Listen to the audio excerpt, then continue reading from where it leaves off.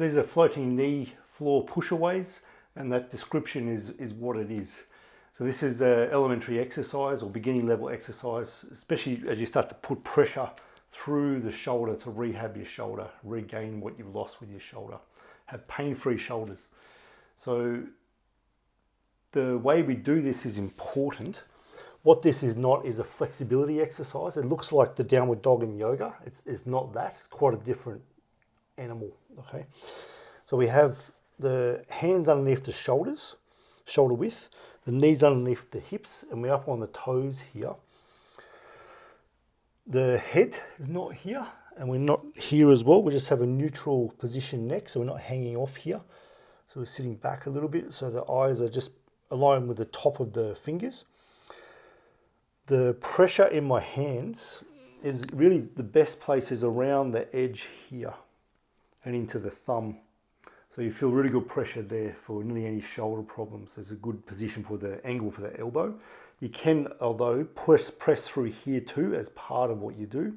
You can do that. Some people find that better. But for a lot of people, they'll find just the pressure through this part will be really useful. So with my shoulder, what I don't want is the sort of be hanging out down here. So I press through the floor. That's the impulse, which will make my upper back rounded. So it'll round that way around my shoulder blades. So my shoulder blades move around my rib cage. And I keep that position the whole time. The breathing, just nothing too fancy. We're just keeping the mouth closed, tongue on the roof of the mouth, and breathing in and out through the nose. And all I'm doing is getting that push through the arms and then lifting the knees off the ground. And I push through my arms to go back, letting the shoulder blades move. So I'm not keeping them stuck, so let them move. Then I come forward again, keeping that roundedness through the upper back though. And if you have this sense of impulse, you're always pushing through the floor, that roundedness in the back will be there. So I press through the floor here. It'll make my body go back. I can rise up tall, that's fine. The idea is what I don't want is that to press through, try to get my head through the arms here. It'll flatten the ribs so it loses the roundedness. So we want to keep this roundedness here. So here, my upper back is rounded.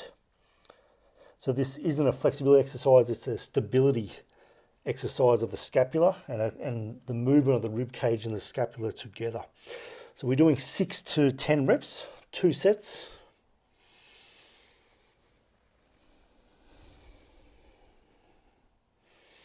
Not holding your breath at all. And the impulse, you just have this sense of pushing through the arms. The arms make the movement happen here. As you get stronger, you can start coming forward. So we're not just up and down, we can come forward this way. So it's like a planche position with the knee still off, as long as there's no pain in the wrist.